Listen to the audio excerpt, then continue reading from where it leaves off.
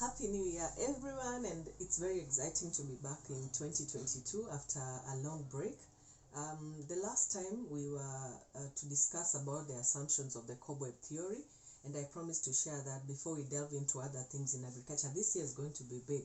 So, when you look at the cobweb theory, as I mentioned earlier, the cobweb theory is just it's the way in agriculture, is the way farmers look at the prices of commodities this year, and that influences how they will produce the following season or the following year. So some of the assumptions are basically that say that price will definitely be a function of what was preceding that particular price. So if a farmer grew, say, wheat or maize this year, that price is that price, there's an assumption that it will remain the same for the following year, which is actually not usually the correct thing. Then we look at other things that plays a very important role in determining what farmers, or rather the supply for the following year, and what farmers will actually grow to supply the following year. But it might not be necessarily true.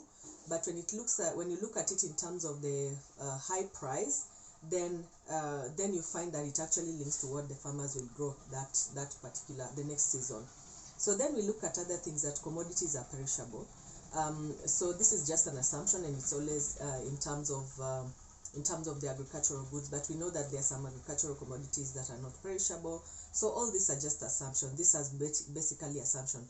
Then you find that we also have, tying to this, there are some limitations so we'll also talk about the limitations of the cobweb theory, and one of them is rational expectations, and this is basically in relation to the price. So most farmers would expect that that price, and we've talked about it in the assumptions as well. Most farmers would base the price of the next year with the commodities that were grown the previous season or the previous year. So the assumption, those assumptions of having it that the next season or the next year the same prices will be the same, then when you look at it realistically, it's actually not rational. So that's why we are talking about the limitations. The other thing is price divergence. It's normally unrealistic.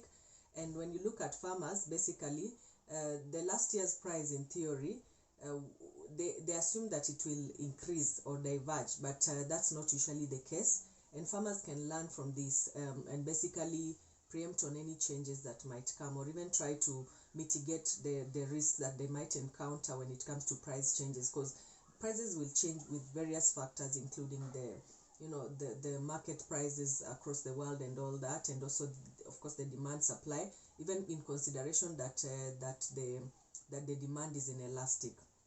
Then it might not be easy for farmers to switch in terms of production of crops. So when you're talking about, if a farmer is doing potatoes, you can't convince this farmer to grow something else. In most cases, if their specialty is potatoes, then it's very difficult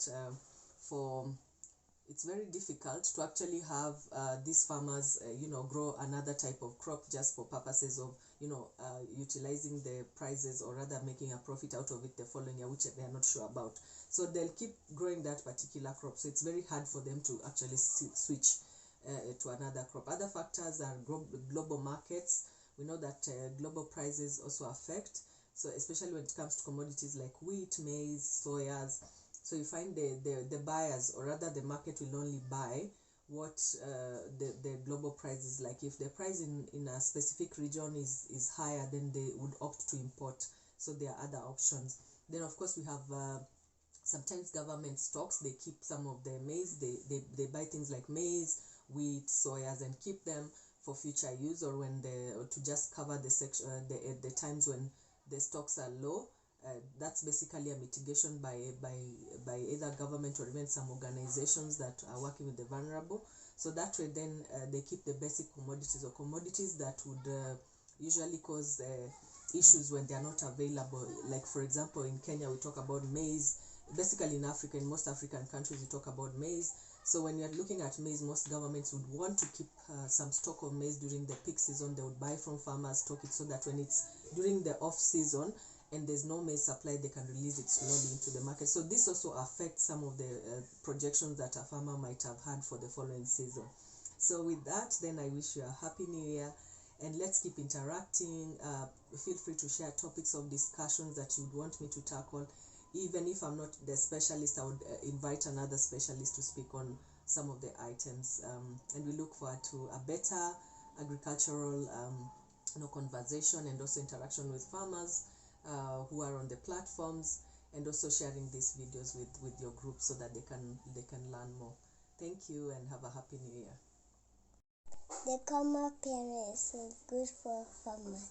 The cobweb theory is good for farmers. The cobweb theory is good for farmers. Okay, say thank you. Thank you. Bye-bye. Boo-boo.